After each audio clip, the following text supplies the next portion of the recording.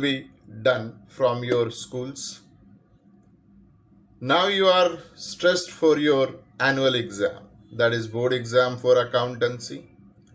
तो सभी बच्चों को ये जानकारी होना ज़रूरी है कि हमारे 12th CBSE के पेपर पैटर्न कैसे होते हैं, स्पेशली फॉर अकाउंटेंसी, जो कि थोड़ा सा टफ है।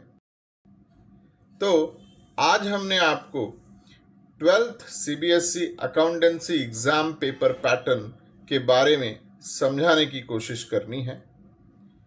बच्चों, यहाँ पे जो हमारा 12th अकाउंटेंसी का एग्ज़ाम पेपर होता है, ये 2 पार्ट में डिवाइड होता है, जैसा कि आप स्क्रीन पर देख रहे हैं, part A and part B. Now बच्चों, पार्ट ए में 1 to 26 क्वेश्चन कंपलसरी है, जिसमें आपको कुछ क्वेश्चंस में ऑप्शन ज़रूर मिल जाएंगे, लाइक कि क्वेश्चन नंबर 7 में 2 क्वेश्चन में से कोई एक क्वेश्चन करने होंगे, बट ये टोटल कंपलसरी पार्ट है। पार्ट बी में there is an option. First option है analysis of financial statement and second option है कंप्यूटराइज अकाउंटिंग। ये ऑप्शन आपके स्कूल ने जिस तरह से ऑप्ट किया होगा, आपको वो ऑप्शन यहाँ पर लेना है। तो बच्चों, now part B consist 27 to 34. So overall number of question for you is 34. Part A consists 1 to 26. Part B consists 27 to 34. Question mark wise अगर हम डिवाइड करके देखें तो 1 to 16 एंड 27 to 30 यानी 20 क्वेश्चंस 1 मार्क के आएंगे आपको। 3 मार्क्स क्वेश्चन में आप देखेंगे तो 17 to 20 and 31, 32, total 6 question 3 marks के आएंगे बच्चों। सो 18 + 20 38 मार्क्स के क्वेश्चन हो गए। नेक्स्ट आपको मिलेगा 21, 22 and 33 for 4 marks. So here also you will get total 3 questions for 4 marks. So last 6 marks question will be asked you 23 to 26 and 34.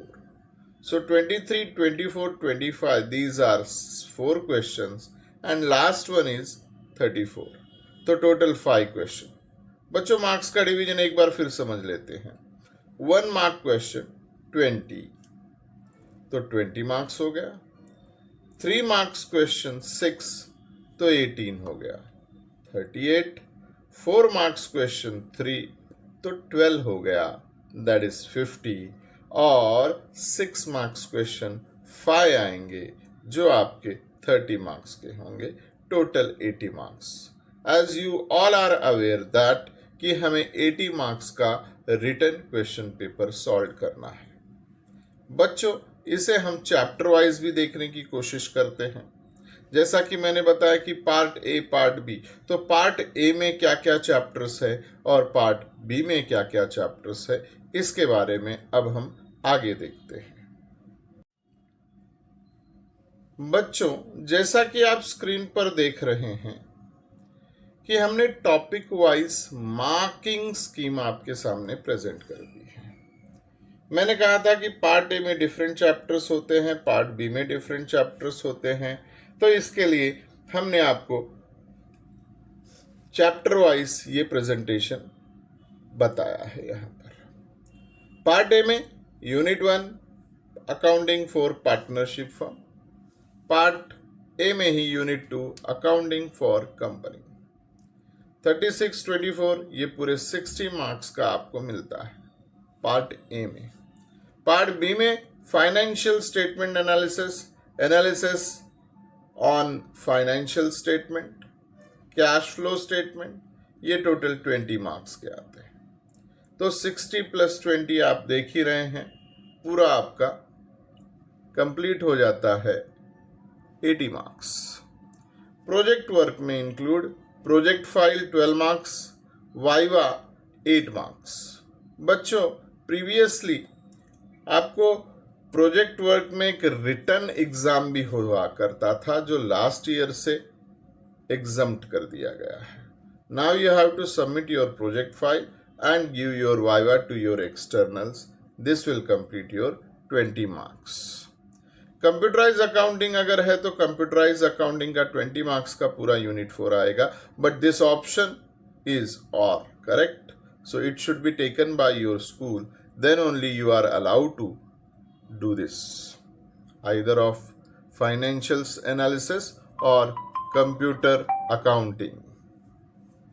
Now project work file हमने already आपको समझा दिया है. So this is how your accountancy exam will be conducted as per board. I hope you got all your information regarding your exam paper pattern. If anything I left, you can write in comment box. Give me the suggestion. I will make another video for you. So thank you so much. Take care. Bye bye. See you and all the best for your studies.